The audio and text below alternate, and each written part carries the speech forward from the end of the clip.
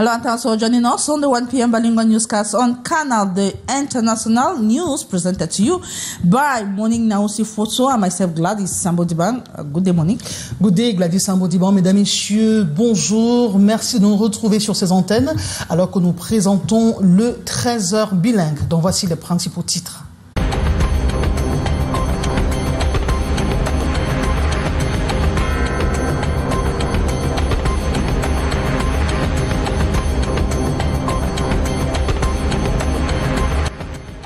Elle perd la vie après une dispute pour 4 000 francs. La victime est une dame âgée de 53 ans. Sa fille, principale suspecte, déjà interpellée pour des besoins d'enquête. Le drame se produit à Baganté, dans la région de l'Ouest Cameroun. And you just heard the population of Bangante in the west region of Cameroon is still in shock following the murder of a woman by her own daughter over 4,000 francs CFA. The tragedy unfolded quietly overnight, only to be discovered the horror in the next morning. You shall have details in this newscast. Une pression pour mettre un terme aux irrégularités foncières. L'action est menée par les membres du réseau pour la gestion durable des écosystèmes forestiers d'Afrique centrale. L'objectif étant d'aboutir à des réformes foncières. And the Archbishop of Bamenda, His Lord Shibandru Kea, has issued a Wednesday deadline for separatist fighters to release an abducted parish priest, warning that all Catholic institutions in Dop will be shut down if he is not freed. Those were top stories. Stay on for developments.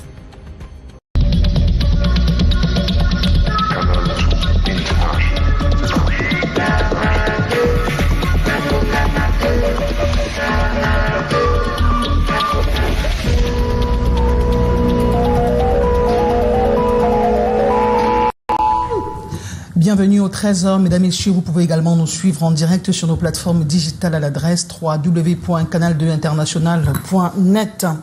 Drame à Baganté dans la région de l'Ouest Cameroun. Une femme de 53 ans a été retrouvée morte à son domicile hier. Et selon les différents témoignages enregistrés jusqu'ici, tout cela est parti d'une altercation autour de la somme de 4 000 francs avec sa fille. La fille principale suspecte a été interpellée pour des besoins d'enquête.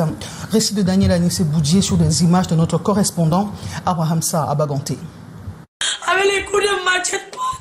C'est un drame familial qui s'écoule ce samedi matin au quartier Saint à Baganté. La dépouille de Béatrice Chouakam, 53 ans, est retrouvée dans sa chambre gisant dans une mare de sang. Selon plusieurs témoignages recueillis sur place, une violente altercation aurait éclaté dans la nuit de jeudi à vendredi entre la mère et sa fille pour une somme de 4 000 francs CFA. La mère a refusé le couscous à la fille.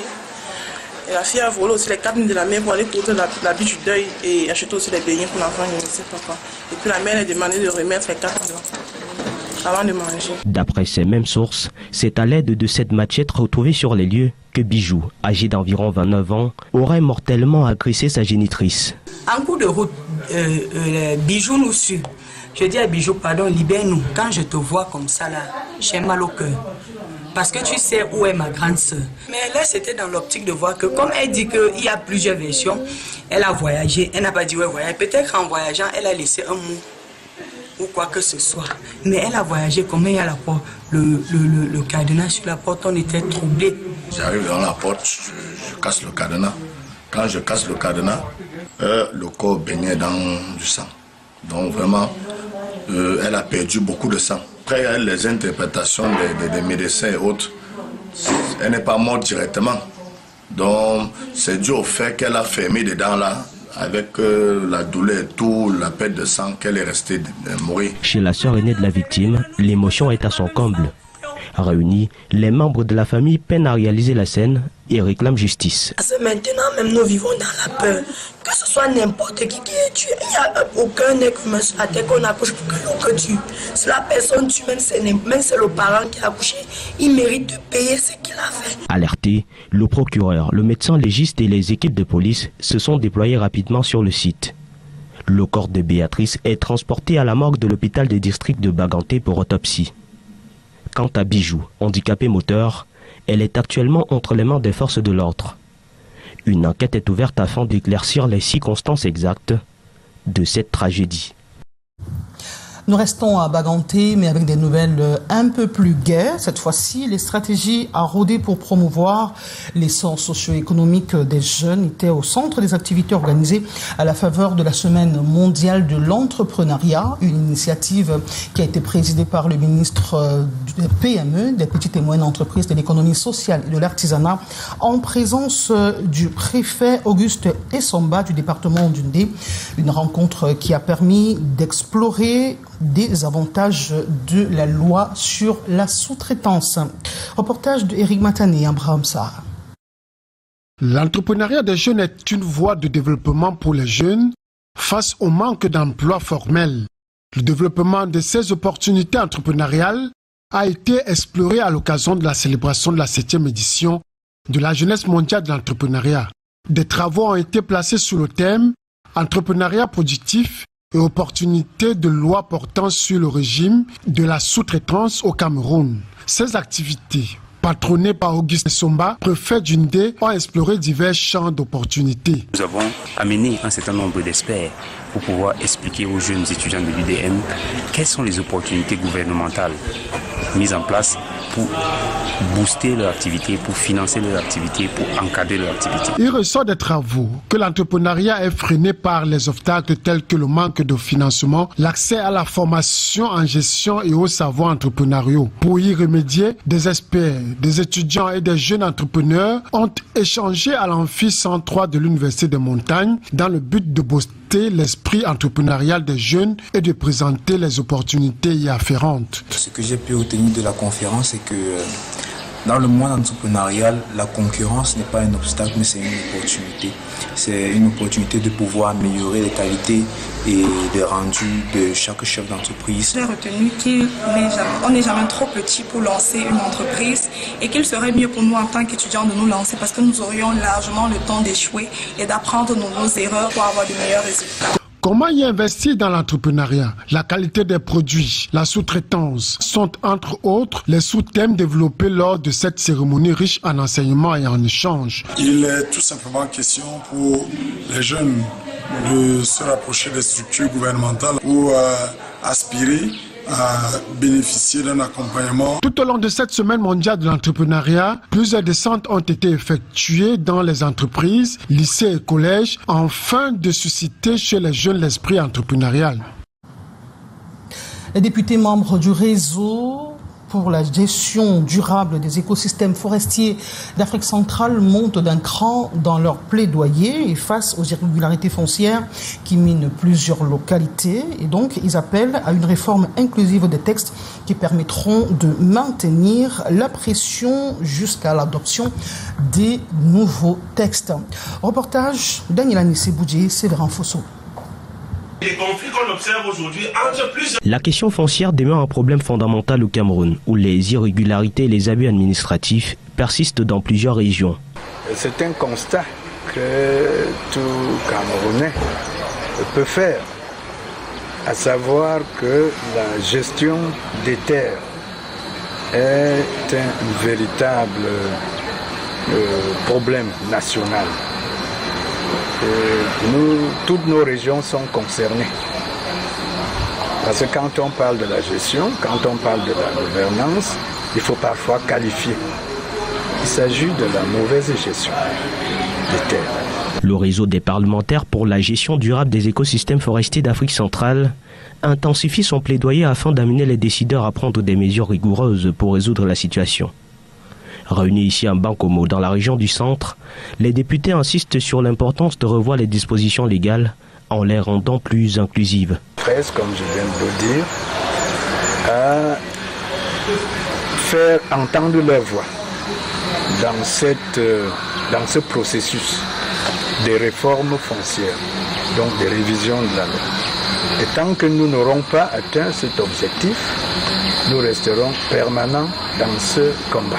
Les législateurs s'engagent ainsi à poursuivre le combat pour les nouvelles réformes jusqu'à l'atteinte des objectifs fixés. Vous nous regardez au quartier Niamakoro à Bamako dans C'est au Mali, en Afrique de l'Ouest et partout ailleurs. Le 13h, la suite, c'est avec vous, Gladys Amboudibon, en langue anglaise.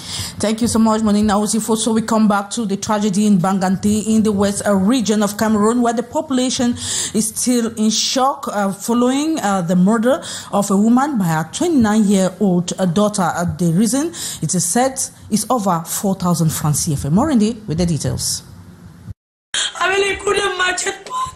It was a scene of horror and disbelief early Saturday morning in the Quarter 5 Banganté West region of Cameroon. The lifeless body of 53-year-old Beatrice Chwankam was found lying in a pool of blood inside her bedroom, sparking shock across the neighborhood. Her death, according to preliminary witness accounts, followed a heated altercation with the daughter over the sum of 4,000 francs CFA. The mother had refused to give food to the daughter, and that's how the girl stole the 4,000 francs to sew a morning dress and then buy food for the child. And the mother kept asking for the 4,000 francs. Neighbors recount hearing raised voices during the night, unaware that the argument would take such a tragic turn. Armed with a machete, 29-year-old Bijou, who is reportedly physically challenged, allegedly took the life of her mother between Thursday night and early Friday morning. En coup de route, Bijou nous suit. Je dis à Bijou, pardon, libère-nous. Quand je te vois comme ça là, j'ai mal au cœur. J'arrive devant la porte, je casse le cadenas. I arrived at the door and broke the padlock. When I broke it open, the body was lying in a pool of blood. She had lost a lot of blood. After medical interpretation and analysis, we learned she didn't die instantly. She had locked her in there with all the pain and blood. The atmosphere at the residence of Beatrice's elder sister near the municipal stadium was one of anguish and deep sorrow. Family members gathered in mourning, demanding justice and struggling to comprehend how much a tragedy could unfold within their own. Now we live in fear. You cannot kill your own parents and go free. She will pay for the crime. Family members, the state prosecutor, police and a forensic doctor were promptly alerted and visited the crime scene. Beatrice's body was transferred to the Banganté District Hospital mortuary for an autopsy. Bijou was immediately taken into custody as investigations are underway to determine the exact circumstances surrounding this act of matricide. The case has raised broader concerns about family conflicts, mental health, and the vulnerability of caregivers in tense domestic settings. Thank you so much, Amorindi. And we take you to the northwest region of Cameroon, where the Archbishop of Bamenda has given separatist fighters until Wednesday, November 26, to release the parish priest of Babesi. A pastoral letter from the bishop's house on Sunday, November 23, states that the priest, Reverend Father John Berenwin, was adopted in Baba 1 on November 15 while returning from the apostolic nuncios visit to Ndop. 4 other priests and a layperson who attempted to negotiate his release were also reportedly seized but freed 2 days later, according to His Grace Andrew Nkea. If the priest is not released by Wednesday, all Catholic institutions in the deanery, including churches and schools, will be shut down for security reasons. You'll have details of this in our subsequent newscast. And this time in Boya, in the southwest region of Cameroon, the Sandpit neighborhood has been without electricity for the past several months. Businesses in that area are almost grounded. Most business persons rely on generators, which is actually draining their profits, as you tell us, Sharifa Saleh. A prolonged power outage in Sandpit Boya has brought commercial activity in the area to a near standstill, leaving business owners counting heavy losses. The absence of electricity has made it difficult for many enterprises to operate, with generators becoming the only alternative source of power. However, rising fuel prices have made generator use increasingly unsustainable, significantly reducing profit margins. I think since September we have not had lights. It has crumbled all the businesses around this premises, the whole of Sandpit. Where you look up there, you see the transformer got burnt. They came, they replaced it. Within less than 30 minutes, it got burnt again, and since then we have not had light. The garment sector has been among the hardest hit as tailors and small-scale clothing producers depend on electric sewing machines for their work. Many have been unable to meet customer demands or maintain their businesses, raising fears of potential closures and job losses. Have light, so we don't know the crime that we have committed, that there's no light. So the government should even try and see what to do so that we can have light, so that businesses will go the way they're supposed to go.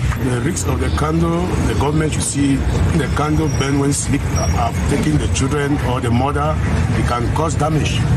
Beyond economic hardship, the outage has contributed to growing insecurity in the area, with extended darkness creating conditions favorable for criminal activity. Both house and my workshop, there's a lot of trouble there. Challenge will be bad with the real crime because a light no day. The community hopes that authorities will act swiftly to restore power and provide relief to affected households and businesses. They argue that electricity is essential for daily activities and income generation, warning that the current situation could lead to further economic decline. Thank you, Sherifa Saleh. And we take you to Ngaoundéré in the Adamawa region of Cameroon, where Muslims and Christians communities in that part of the country have come together in a rare show of unity, holding an interfaith service aimed at easing tensions after the recent post-electoral unrest. The initiative seeks to rebuild trust and restore calm and strengthen social cohesion. More in this report. They are both Christians and Muslim communities that have gathered under one roof with a shared message that the turbulence of recent weeks must give way to peace. They believe the difficult moments are now behind them. The demonstrations that followed the October 12 presidential election had disrupted classes in several schools and slowed the operation of public services across the Adamawa region. At the Protestant College, one of the institutions most affected, imams and pastors stood side by side. Despite their different traditions, they insisted their prayers were directed to the same God, united in a plea for lasting peace. We are often afraid of the unknown or of what we do not understand. If we had held discussions like this regularly in the past, they would have been good opportunities to help us prevent any form of violence. Students, parents, and worshippers joined in this moment of reflection and humility. They were accompanied by a delegation of Norwegian missionaries visiting Cameroon. After the offering ceremony, the communities exchanged symbolic gifts. Alumni of the college presented both groups with what they called a bridge of brotherhood, a digital tablet intended to inspire learning, dialogue, and cooperation. Many former students spoke emotionally about a childhood spent unaware of religious boundaries. We have always practiced ecumenism at the Protestant College. Muslims and Christians met here often, and during Christmas concerts, Muslims even sang with us. This was a sign that God is with us. It was important for Muslims and Christians to come together to implore God's mercy and blessings for our country. Both communities closed the service with a commitment to continue dialogue and a promise not to allow political divisions to tear them apart again. And we stay in Ngaoundéré still to talk about the Christians and Muslim communities that have come together. Of course, Gladys Ambodiban, chrétiens et musulmans, prônent le dialogue et la paix à Ngaoundéré au lendemain des manifestations post-électorales qui ont affecté la tenue de plusieurs assises et le fonctionnement de plusieurs établissements scolaires et les services publics. Ces deux communautés ont organisé un culte interreligieux pour désormais fumer le calumet de la paix, renouer avec le dialogue, la cohésion sociale et se rapprocher un peu plus au-delà des divergences. C'est ce que nous raconte notre correspondant Eric Guélé dans l'Adamawa. Ici au collège protestant, chrétiens et musulmans prient pour retrouver une paix durable.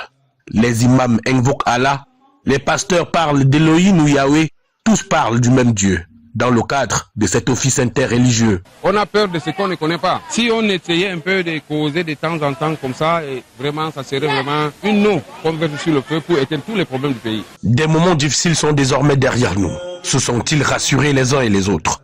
Après l'élection présidentielle du 12 octobre dernier, le fonctionnement de plusieurs établissements scolaires, tout comme les services publics, a durement été affecté et éprouvé.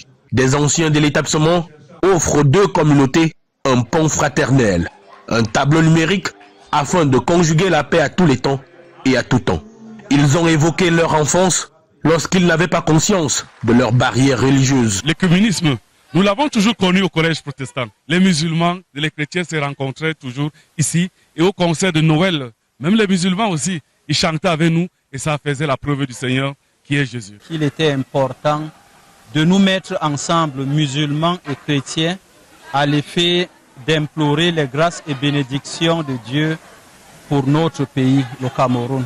Sans la paix, aucun développement n'est possible. Chrétiens de l'ELC et musulmans venus à ce culte interreligieux ont promis d'œuvrer pour un rapprochement permanent et de ne plus laisser les politiques les diviser.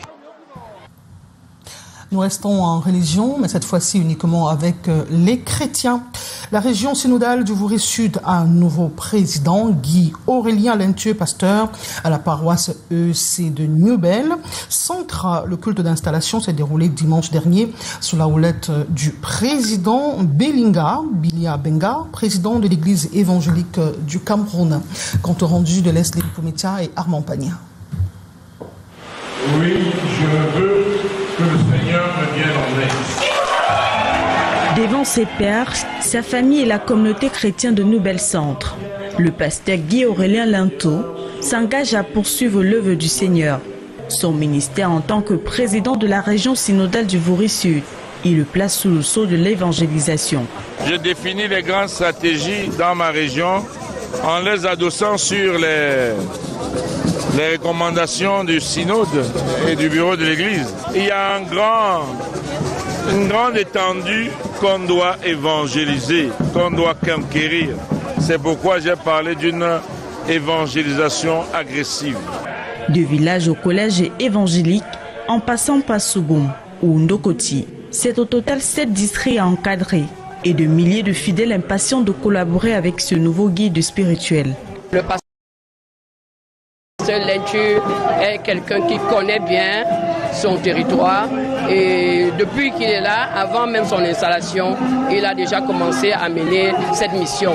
Et cette mission, comme on dit, nous allons la mener tous ensemble. Ce n'est pas l'œuvre d'une personne, il faudrait que tout le monde mette la main à la pâte pour que l'église évangélique soit une église forte et capable d'impulser le développement que la nation attend d'elle. Son plan d'action soit sous-tendu par celui de l'Église nationale. Beaucoup de force, on le connaît, on l'a vu à l'œuvre ailleurs.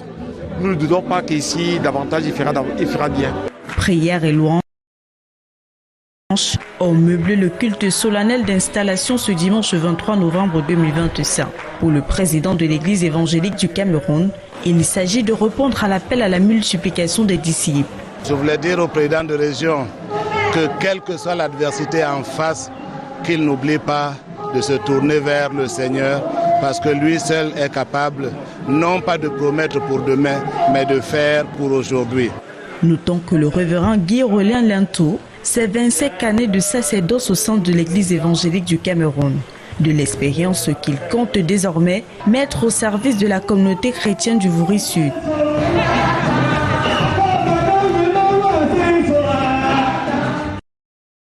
Élection régionale dans la Damawa, le RDPC aura pour seul challenger l'UNDP Gladys Ambodibang.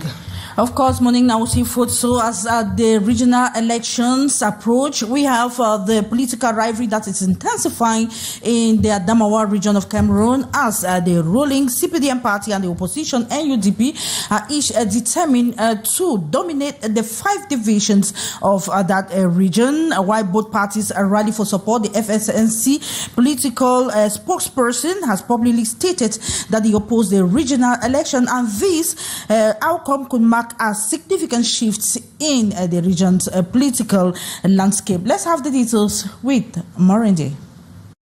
A tense political battle is shaping up between the CPDM and the UNDP in the 5 divisions of the Adamawa region.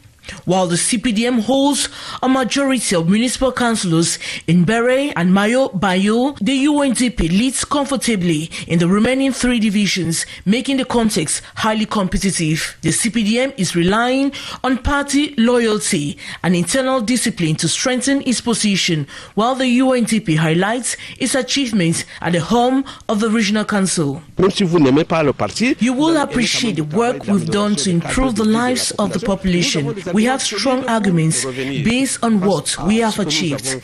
But as for the CPDM, if people truly wanted the facts, they wouldn't have even presented our candidates. Both parties are actively campaigning through community meetings, door-to-door outreach, and strategy sessions. Though not represented in municipal councils, is positioning itself as a potential disruptor, hoping to capitalize on weaknesses within the 2 leading parties. We speak one language, the language of being useful, the language of development for our region. We believe that after the elections, the CPDM will do even better. The Electoral College includes 554 municipal councillors and 988 traditional leaders with 14 polling stations spread across the 5 divisions. The outcome of this regional race could reshape the political landscape in Adamawa region. And we have Elections Cameroon ELECAM that has concluded a training workshop in Boya in the southwest region of Cameroon aimed at upgrading the skills of political or elections agents that will manage the November 30 regional elections with a strong focus on transparency, fairness and professionalism in the electoral process. We have the details of that training with Sherifa Saleh.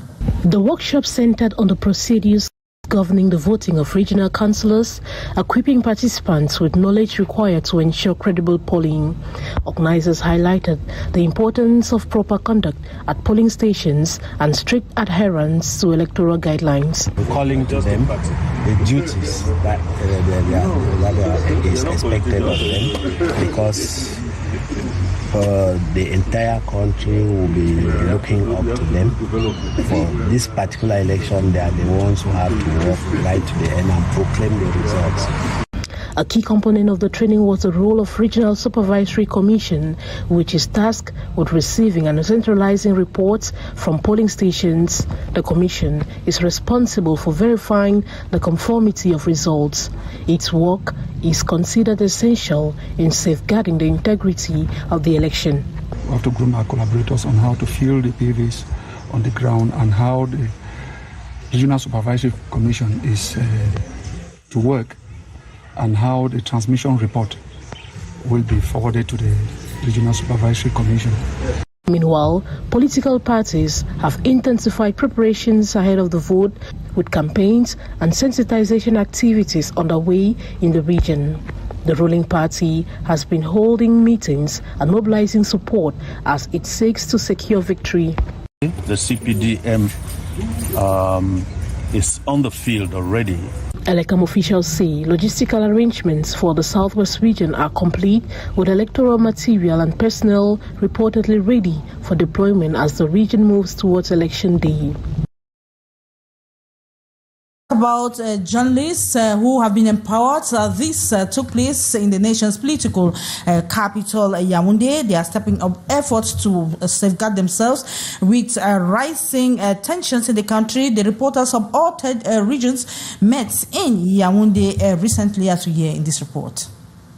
In the increasingly hostile environment, journalists in Cameroon are facing a growing range of threats, from conflict zones, natural disasters, to health crisis and post-electoral violence. Members of the Cameroon Journalists Trade Union, CGTU, drawn from all 10 regions, have been upgrading their skills to better respond to these challenges. It was timely than ever before for this training to be organized by SNJC to train trainers in hostile environment awareness, which is very important, as well as first aid training for journalists who may find themselves in very hostile environment and face threat, which can threaten their life and even their own safety. When we talk about conflict, it goes beyond armed violence. Journalists also face natural disasters. health crisis and security risk areas. In the coastal region, for example, frequent flooding, porous border zones like the Mungo, epidemics such as the coronavirus and the post-electoral unrest all create hostile conditions. To work safely in such environments, journalists must apply proper security techniques because no report is worth a life. What I remember most is that no report is worth a journalist's life. We must always think and prepare carefully before going to the scene in our respective regions. During the training in Yaoundé, participants learned how to plan and prepare effectively before heading to the field, negotiate in hostage situations, and move safely through dangerous terrains. We did a training and focus on very key issues like planning and proper preparation, risk assessment, the use of personal protective equipment, how to negotiate when you are taking hostage, how to move in hostile environments, and also how to respond in terms of emergency medical first aid and other trauma awareness techniques which we all practiced. The trainees are expected to return to their respective regions and pass on the skills acquired, helping other journalists operate more safely in difficult environments. And this is where we wrap up this edition of the 1 p.m. bilingual newscast on Canal de International. It is a pleasure knowing you're watching, but don't go away because we have other editions of the news where you have more and details on national and international news. We shall be yours again tomorrow, same time, God's willing. Goodbye. Good afternoon and good day, Monique. Good day, Gladys Sambodiban. Mesdames, Messieurs, merci de nous avoir regardés. Demain, 13h, nous serons à nouveau là avec le même bonheur. Restez en compagnie des programmes de Canal 2 International qui se suivent.